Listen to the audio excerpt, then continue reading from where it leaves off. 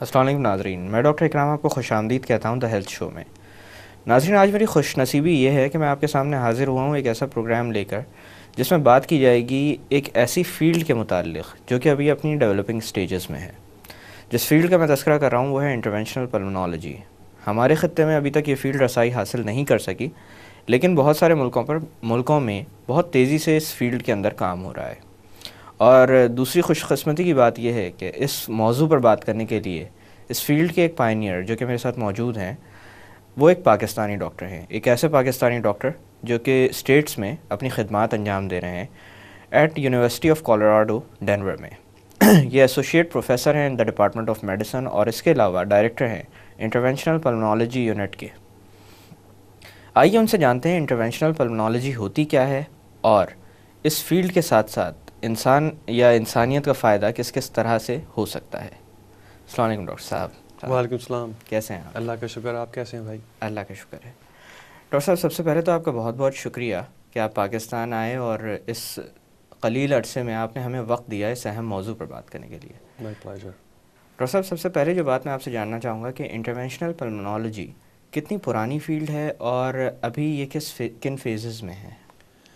بھائی، انٹرونشنل پلمونالوجی پاکستان میں تو ابھی شروع نہیں ہوئی ہے جی۔ میں پچھلے چند سالوں سے یہاں پر آ رہا ہوں ریگولرلی، اور مختلف انسٹیٹیوشنز میں جا کر سکھا رہا ہوں اور لیکچرز دے رہا ہوں، اور پاکستان چیس کانفرنس میں بھی پچھلے دفعہ بھی آیا تھا اور اس دفعہ پھر آیا ہوا ہوں آج کل۔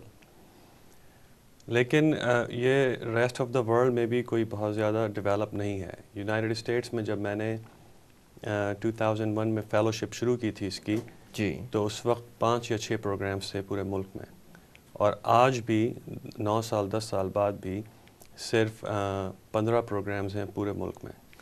اس کا مطلب ہے کہ پورے یونائٹڈ اسٹیٹس میں 15 ڈاکٹر ہر سال ٹرین ہو کے اس فیلڈ میں نکلتے ہیں، تو یہ بڑی یونیک اور بڑی ایکسائٹنگ فیلڈ ہے۔ جی ہاں۔ اچھا ڈاکٹر صاحب، اس فیلڈ کا تعلق تو جیسے کہ پلمونالوجی سے اندازہ ہو رہا ہے کہ سینے سے اور لنگ سے اس کا تعلق ہوگا، لیکن یہ پوچھنا چاہوں گا کہ امپلیمنٹیشن پریکٹیکل گراؤنڈس پہ اس فیلڈ کی کن اسپیکٹس میں ہے؟ دس از اے گریٹ کویسچن۔ انٹرونشنل پلمونالوجی جب شروع ہوئی تھی تو ہم موسٹلی جو لنگس اور ایئر ویز جیسے ونڈ پائپ یا جو ٹریکیا ہوتا ہے وہ اور برونکائی، وہ جب بلاک ہو جاتے تھے ٹیومرز کی وجہ سے، تو ہم ان کو ڈفرینٹ طریقوں سے کھولتے تھے، لیزرز یوز کر کر یا برونکاسکوپی کر کر، اور پھر چھوٹے چھوٹے سے ڈیوائسز جیسے بلڈ ویسلز میں ڈالتے ہیں، اس کو اسٹینٹ بولتے ہیں، وہ ڈال کر ہم کھولتے تھے اس کو۔ تو ہمارا میجر رول یہی تھا آج سے 8-9 سال پہلے۔ اب اتنی ٹیکنالوجی ڈیولپ ہوئی ہے کہ اب انٹرونشنل پلمونالوجی چیسٹ میڈیسن کے آلموسٹ ہر ایسپیکٹ میں انوالوڈ ہے، یہاں تک کہ انتہائی کامن ڈیزیزز جیسے ایزما اور ایمفیسیما جو ملینس آف لوگوں کو آج کل ہے اس ملک میں بھی اور پوری دنیا میں، اس میں بھی ہمارا سگنیفیکنٹ انوالومنٹ ہے، اور ملینس آف ڈالرز کی ریسرچ اس فیلڈ میں بھی کی جا رہی ہے، اور ہم آلموسٹ اس اسٹیج پہ ہیں اب جب ہم ریولوشنری ٹریٹمنٹس انٹروڈیوس کرنے والے ہیں ایمفیسیما کے پیشنٹس کے لیے اور ایزما کے پیشنٹس کے لیے، جو نان میڈیسن ٹریٹمنٹ ہوں گے، جن کا دوائیوں سے کوئی تعلق نہیں ہوگا۔ ہم برونکاسکوپی کر کے ٹیوبس ڈال کے لنگس کے اندر ان ڈیزیزز کا علاج کر سکیں گے۔ آپ نے دنیا بھر میں تو اس فیلڈ کے بارے میں بتا دیا، پاکستان میں جیسے آپ نے بتایا کہ کچھ عرصے سے آپ آتے رہے ہیں، متواتر آتے رہے ہیں اور اس فیلڈ کے بارے میں لوگوں کو گائیڈ کرتے رہے ہیں، کس طرح کا رسپانس ملا آپ کو؟ پاکستانی رسپانس ہی تو ہے جو مجھے ہر سال واپس لاتا ہے یہاں پر۔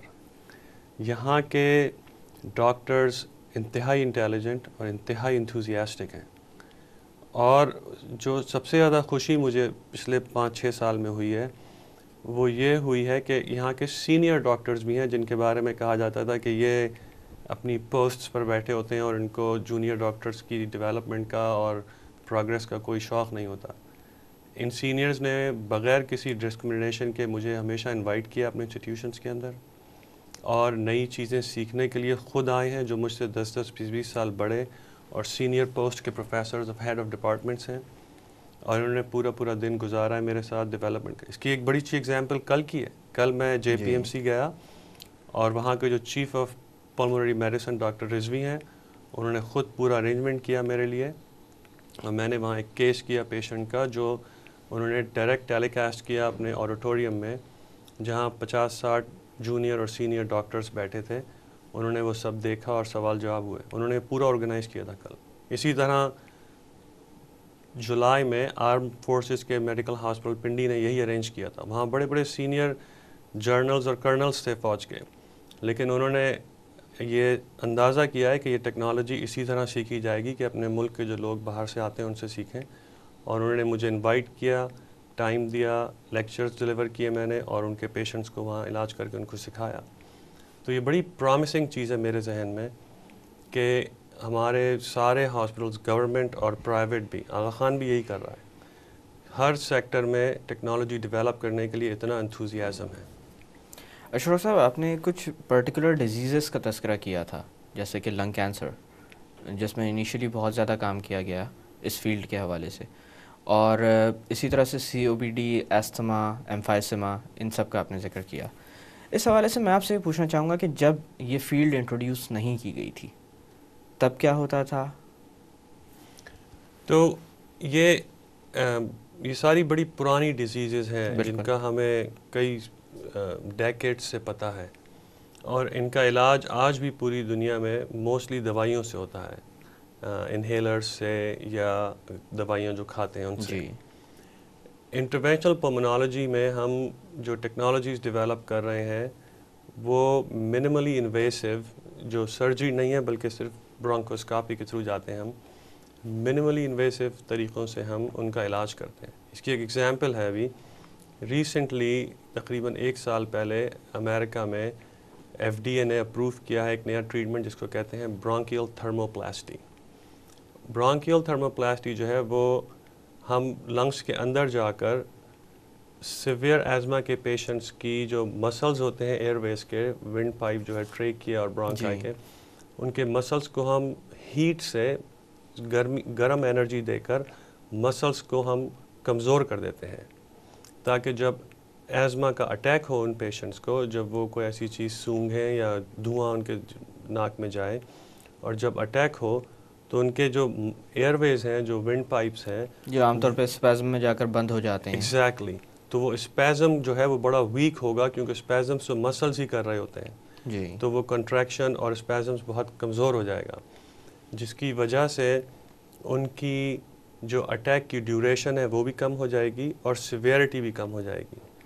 اور 1 یا 2 سال کے پیریڈ میں آپ دیکھیں گے کہ ان کی جو دوائیوں کا استعمال ہوتا تھا وہ بہت کم ہو گیا. ان کو وہ بڑی خطرناک دوائیاں جن کے بڑے سائیڈ ایفیکٹس ہوتے تھے وہ نہیں دینی پڑیں. ان کی جو چھٹیاں تھیں کام کی اور اسکولوں کی وہ کم ہو گئیں. تو یہ پوری ریسرچ ہم نے کی تھی، اور میں اس کا پرنسپل انویسٹیگیٹر تھا اپنے انسٹیٹیوشن کا، اور اب یہ پبلش ہوئی ہے چند سالوں پہلے، اور ایونچولی اب یہ اپروو ہو گیا ایٹریٹمنٹ. اور اب ہم روٹینلی اپنے پیشنٹس کو یہ آفر کرتے ہیں، ان پیشنٹس کو جو تمام دوائیاں لینے کے باوجود بھی ایزما کے پیشنٹ رہتے ہیں اور ان کی ڈیزیز کنٹرول نہیں ہوتی. تو یہ ایک ایگزامپل ہے کہ اب ہم ان کو ایک نیا ٹریٹمنٹ جو کبھی پہلے اویلیبل نہیں تھا وہ آفر کر سکتے ہیں.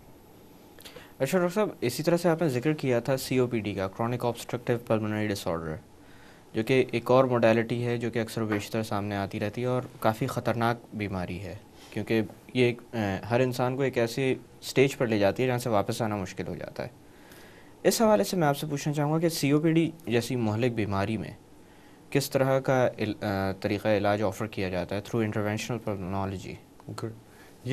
یہ بھی ہماری فیلڈ کا ایک بڑا ایکسائٹنگ ایریا ہے، اور ہم لوگ نے اس میں پچھلے 5-6 سال میں بہت ریسرچ کی ہے. اور آپ تو خود ڈاکٹر ہیں، آپ کو پتہ ہوگا، ریسنٹلی آپ نے دیکھے بھی ہوں گے پیشنٹس کے ایمفیسیما کے پیشنٹس کی ایک سرجری کی جاتی ہے جسے کہتے ہیں لنگ والیوم ریڈکشن سرجری. اس میں یہ کیا جاتا ہے کہ لنگ سے کچھ حصے نکال دیے جاتے ہیں. ایگزیکٹلی. اس میں جو ایریاز لنگ کے بہت ہی بیمار ہوتے ہیں, ڈسٹروائے ہو جاتے ہیں بیماری سے, کارآمد نہیں رہتے, ایگزیکٹلی جی, ان کو نکال لیا جاتا ہے سرجری سے. اب وہ سرجری بڑی ایکسٹینسو سرجری ہوتی تھی, بالکل, کیونکہ عموماً یہ پیشنٹس جو ایمفیسیما کے پیشنٹس ہوتے ہیں ان کو اور بیماریاں بھی ہوتی ہیں, کیونکہ اسموکنگ کی وجہ سے ان کو بلڈ پریشر اور ہارٹ اور دوسری بیماریاں بھی ہوتی ہیں اس عمر میں. تو وہ اتنی ایکسٹینسو سرجری سے گزرنا ان کے لیے بڑا مشکل ہوتا ہے.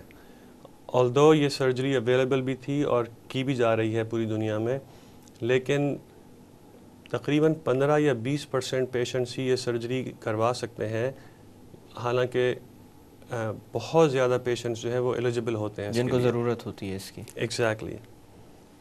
تو ہم نے جو انٹرونشنل پلمونالوجی میں اس ڈیزیز کا طریقہ, لنگ والیوم ریڈکشن کا جو طریقہ نکالا ہے وہ یہ ہے کہ ہم کیمرے کے تھرو لنگز میں اور پھیپھڑوں میں جاتے ہیں پیشنٹس کے, اور ان جگہوں میں, ان ایریاز میں لنگز کے جن کو ہمیں استعمال نہیں کرنا ہوتا اور جو بیماری سے بہت زیادہ تباہ ہو چکے ہوتے ہیں, ہم ان میں چھوٹے چھوٹے سے ویلو لگا دیتے ہیں, جی, اور وہ ون وے ویلوز ہوتے ہیں. تو جب انسان سانس لیتا ہے تو ہوا اندر نہیں جا سکتی ان کے, اور جب وہ سانس نکالتا ہے تو ہوا باہر آ جاتی ہے. ایگزیکٹلی.